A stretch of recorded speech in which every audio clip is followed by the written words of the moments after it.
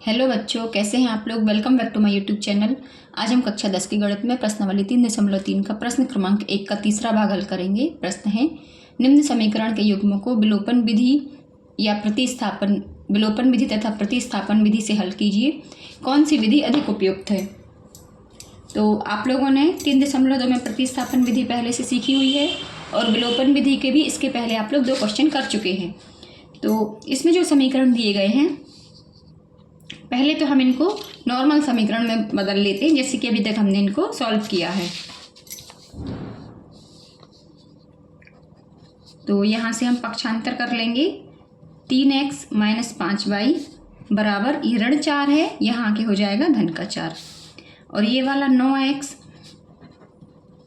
ऋण 2y, ये 2y धन का, यहाँ के ऋण का 2y हो जाएगा बराबर 7। तो ये हो गया हमारा समीकरण नंबर 1 और ये हो गया हमारा समीकरण नंबर 2। अब हम इसको विलोपन विधि से हल कर रहे हैं पहले। तो ये देखिए, यहाँ पर 3 है और ये 9 है, तो यदि हम समीकरण 1 में 3 का गुणा कर दें तो ये भी 9 बन जाएगा। तो हम x के वेरिएबल यहीं से कट कर देंगे। तो हम लिखेंगे समीकरण 1 में 3 का गुणा करने पर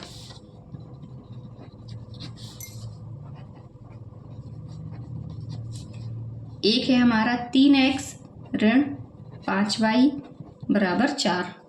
अब इसमें हम 3 का गुणा कर देंगे दोनों पक्षों में। 3 तिया 9x ऋण 3 5 15y बराबर 4 3 12। अब जो समीकरण 2 है, इसको हम इसके नीचे उतार देंगे। 9x ऋण 2y बराबर 7।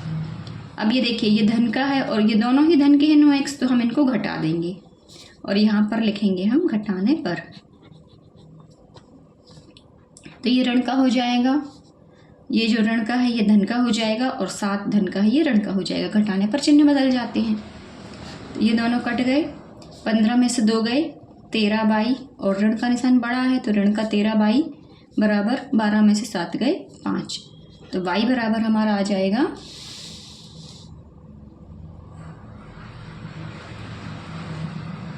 5/13 और ये जो ऋण का निशान है ये भी आ जाएगा यहाँ सामने। तो ऋण 5/13, ये y का मान आ गया। अब y का मान समीकरण 1 ही मुझे ज़्यादा आसान लग रहा है। ये देखिए, ये है दोनों समीकरण, तो समीकरण 1 ज़्यादा आसान है, इसलिए y का मान समीकरण नंबर 1 में रख देंगे।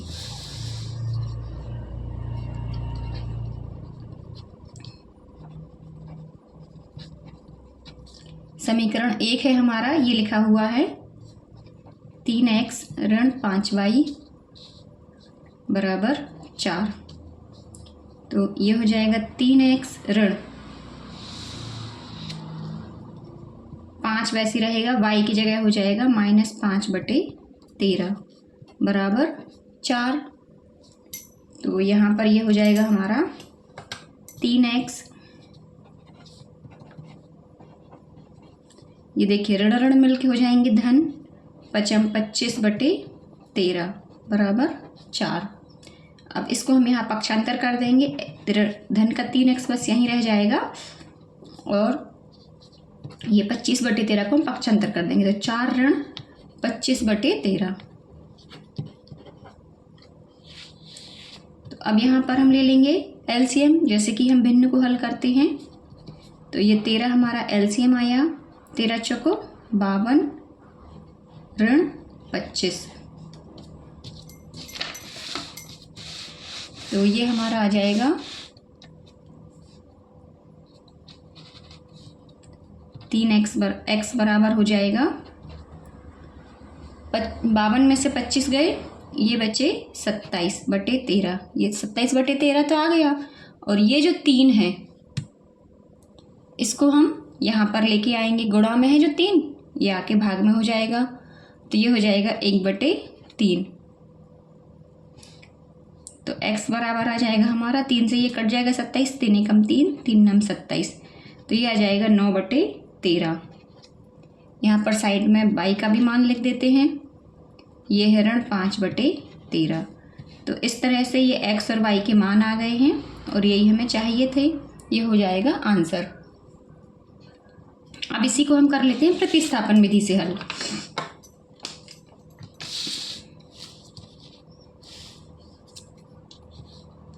और बच्चों इसमें साथ में ये भी पूछा गया है कौन सी विधि अधिक उपयुक्त है। तो आप दोनों विधि से हल करने के बाद ज़रूर लिखेंगे कि आपको तो वैसे सभी को विलोपन विधि ही ज़्यादा अच्छी लगती है, तो आप लोग लिख देंगे विलोपन विधि ज़्यादा उपयुक्त है। और जिनको प्रतिस्थापन विधि ज़्यादा अच्छी लगती हो तो वो प्रतिस्थापन विधि अधिक उपयुक्त है लिख देंगे।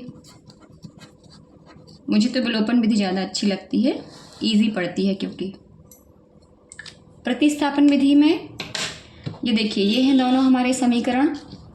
तो अब हम समीकरण 1 से x का मान बना लेते हैं और फिर 2 में उसको रख देंगे। x का मान ही क्यों बनाएंगे, y का क्यों नहीं। यहाँ पर 9 है, यदि x का मान बनाएंगे तो नीचे हर में हमें कुछ 3 प्राप्त होगा और वो कट जाएगा।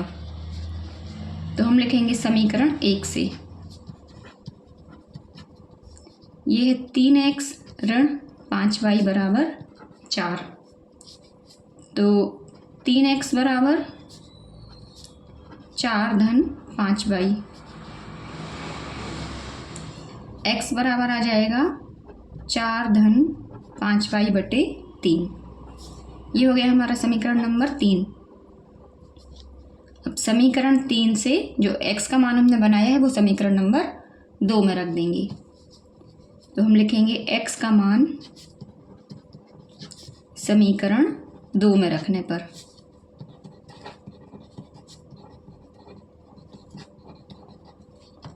समीकरण नंबर 2 है हमारा 9x ऋण 2y बराबर 7।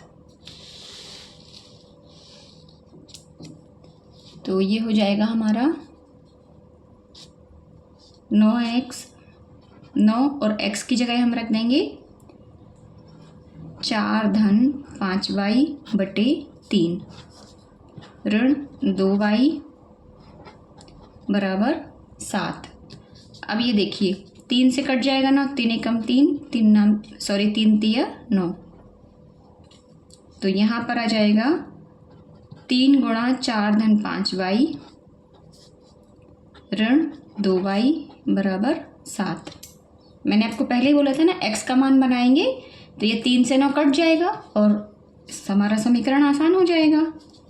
3 का अंदर गुणा कर देंगे, 3 चौको 12 धन 3 पाँचे 15y ऋण 2y बराबर 7।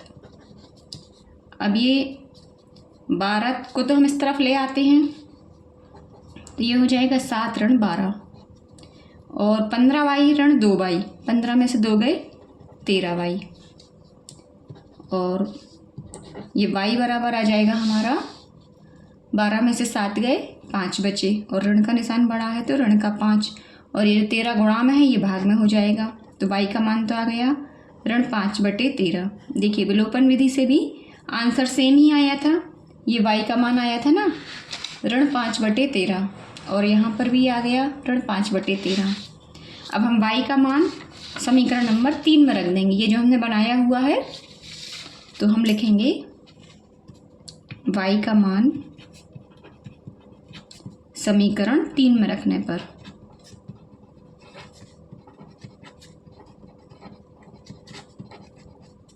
समीकरण 3 है हमारा x बराबर 4 धन 5y बटे 3।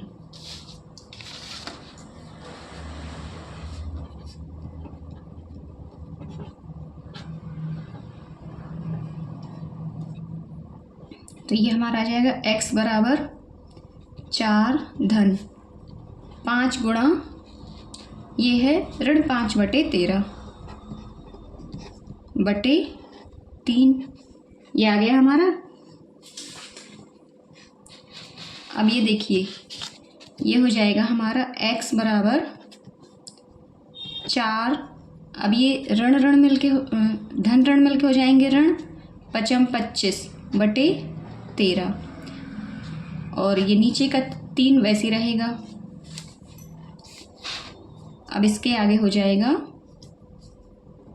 x बराबर 13 का 4 में गुणा करेंगे तो 13 चौको 52। ये देखिए ऊपर इसको हल कर रहे हैं हम और नीचे ये एलसीएम लिया 13 आ गया, 13 चौको 52 ऋण 25। और ये जो नीचे का 3 है इसको हम 3/1 लिख सकते हैं, तो ऊपर आकर ये हो जाएगा 1/3। बटे के बटे वाले क्वेश्चन हमने पढ़े हुए हैं।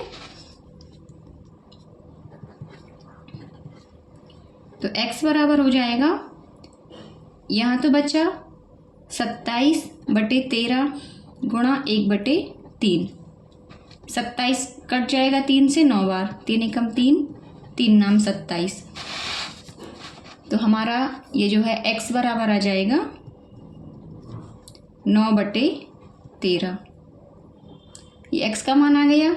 यहीं पर मैं साइड में लिख दे रही हूँ y का भी मान। y का मान हमारा आया है ऋण 5/13, तो ये भी लिख देंगे।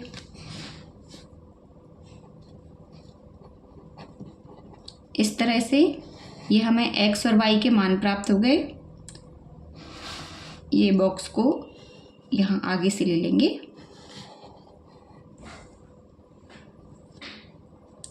तो ये हो जाएगा आंसर।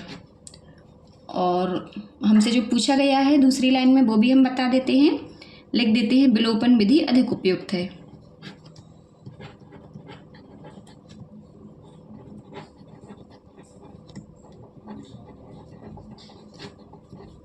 तो प्रश्न का दूसरा भाग भी हल हो गया।